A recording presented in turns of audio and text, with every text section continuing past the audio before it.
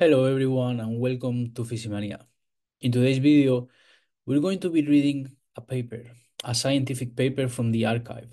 So the archive is a website where scientists just go there and put their scientific discoveries every day, basically every week, as soon as they have a result, right? And they make it publicly so that everyone can see it. So I was thinking, this is something that we do as physicists or as cosmologists almost every day or almost every week at least. Um, so I thought this would be a good thing for us to discuss. Basically, what I will do is I will pick a paper either weekly or bi-weekly, and then I'll go through it explaining what the paper is basically saying, what my interpretation of the results is. And I'm very happy if you leave me any comments or any suggestions about how to do this. If you think I've done something or I have a wrong interpretation of what the paper is doing, then I'll be happy to hear that too, because that can happen. So yeah, let's get started and let's look at the first paper for this week. Right. Thank you. All right. So the first paper that we're going to be going over is this paper with the title saying first confirmation of anisotropic bias from a statistically anisotropic matter distribution. So the first thing that we can try to do is try to analyze what this is telling us, which is basically okay that they have done, it looks like the first analysis of finding something about an anisotropic bias, okay, from matter distributions in the universe. So what is this exactly telling us? Anisotropy is basically the rupture from isotropy. If you remember in some previous videos, I show you or I told you what isotropy means. Isotropy is basically a fundamental symmetry of the universe that we assume in our models of cosmology. And basically, isotropy was telling us that if we look in any direction in the universe, then the universe statistically should be the same. And what this is telling us is basically that they are basically finding some evidence for this not to be true in a sense, okay, from looking at matter distribution, so the distributions of matter. Now, this actually needs to be this paper really needs to have also like further analysis because, for example, this is only done in M-body simulations or which is basically just a simulation of what the universe should be, right? And these simulations could be wrong, and basically this needs to be proven also um, in real data from the universe, like galaxy distributions, halo distributions, okay? And but this is kind of like what the paper is telling us, right? This is like at least in M-body simulations, they're able to find evidence for this anisotropic bias, which I haven't explained what the bias are, but I will explain them later. Okay. And basically they're finding like evidence for this anisotropic bias to exist in the matter distributions. Okay. And again, I'll explain what biases are. But this is kind of like what the paper is telling us. Okay. If we see the abstract, then again, it's kind of like confirming what I already told you, which is they find evidence for this bias which kind of like breaks the symmetry of the universe, this is that which they denote with statistical anisotropy in the matter density field, okay, so like in the distribution of matter in the universe using M-body simulations. Now in the introduction here, they basically just they tell us what are the implications if if this is finally detected to be a real signal maybe in true galaxy surveys, for example. Okay, so like a galaxy survey again is like a way of mapping the distribution of galaxies in our universe. And basically what this is telling us, as you can see in this paragraph here, is that this will have implications about our inflationary models. Okay, so the models of inflation, maybe also some vector dark matter, and also some of those dark energy models. Okay, so we will have to revisit those if this tends to be, if we end up finding this to be true, okay, in galaxy surveys.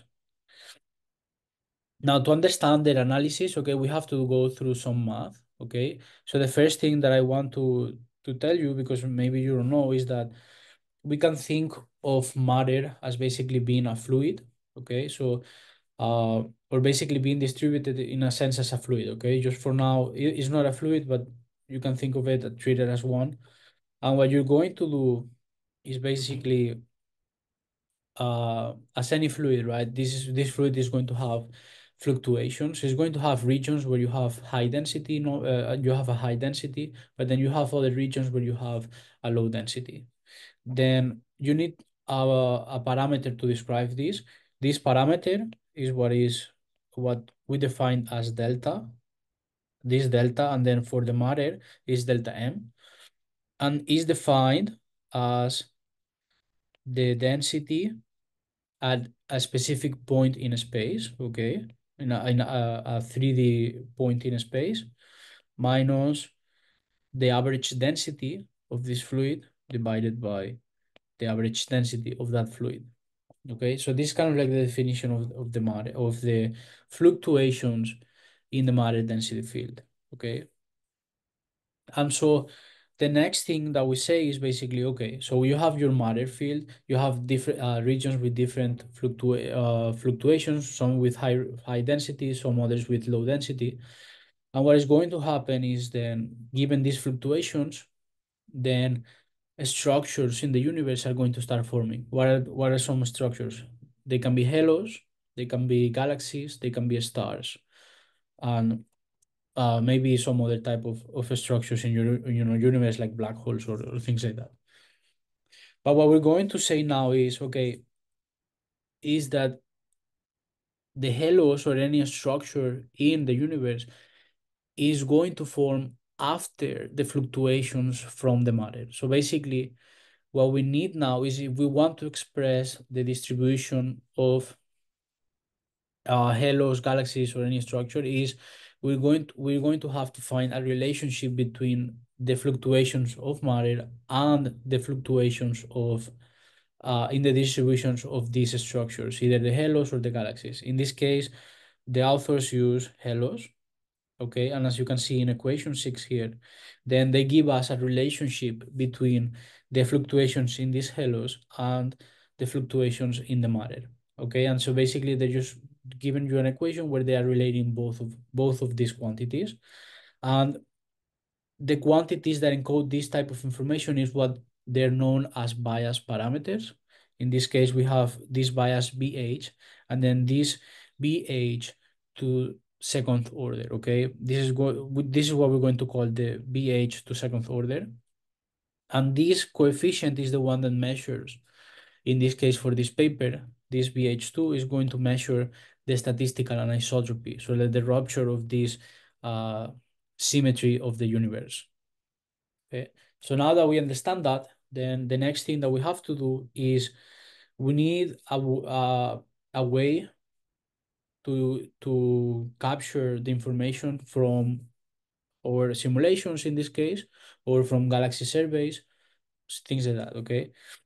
And so the way to do that is actually by computing something known as the power spectrum or the two-point correlation function, okay?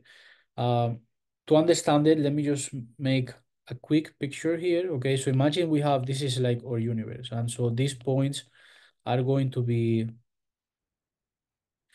our galaxies, for example. So what you can do is you can you can measure the distance between two galaxies. For example, these two galaxies. Okay, we have a distance. And then you can plot a histogram where when you are given the number of pairs of galaxies that are separated by this specific distance. And so here you'll have, on the y-axis you'll have that number, and then on the x-axis you'll have the distance by which this number of galaxies are separated by. Okay, and so what this is telling you is basically is how is basically telling you about the distributions of galaxies And as we'll see later on in lectures that will give you, these these distributions of galaxies are sensible to our cosmology, okay, to the parameters that affect our cosmology, such as the amount of matter that we have in the universe, the amount of dark energy that we have in the universe. So these basically give us information about our cosmology.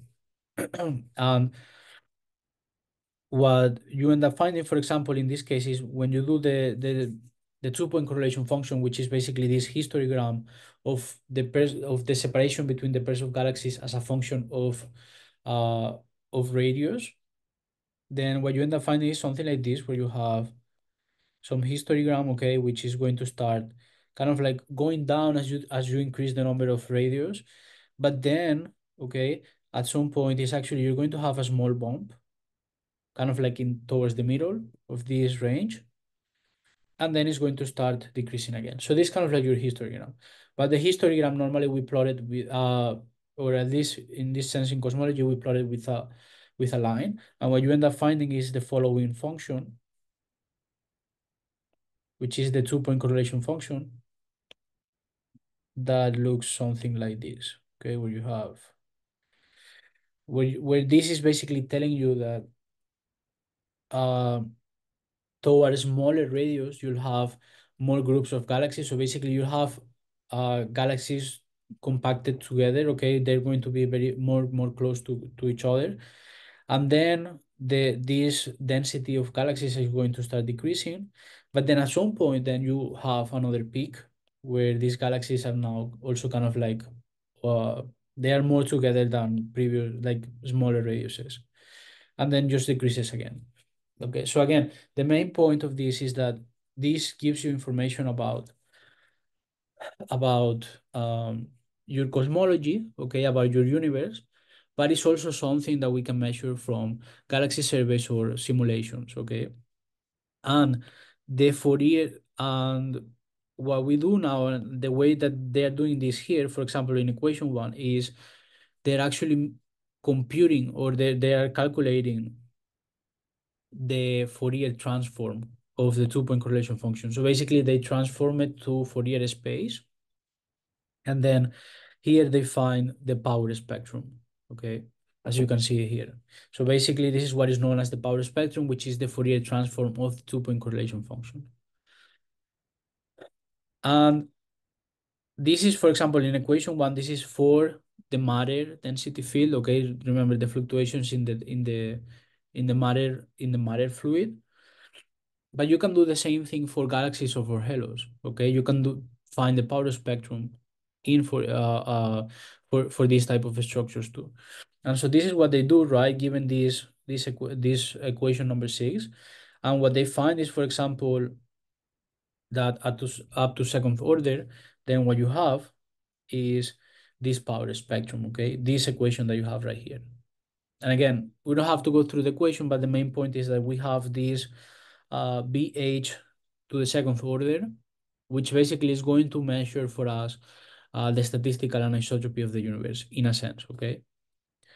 And so now that they give this introduction, okay, to the math that they're using, then as a sanity check to make sure that their results are accurate and they're true, what they're doing is basically they're plotting uh, the quadruple of the matter power spectrum, and I'll explain what this is in a moment.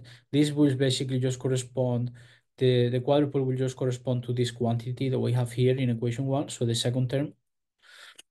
And so the idea is if they measure this quadruple of the matter power spectrum from simulations, right? And then they compute it against this specific quantity here, which is also supposed to reproduce the matter power spectrum, where this P with a bar comes from another simulation, then the ratio between, or like the fraction between these two numbers at different values of K should always be 1.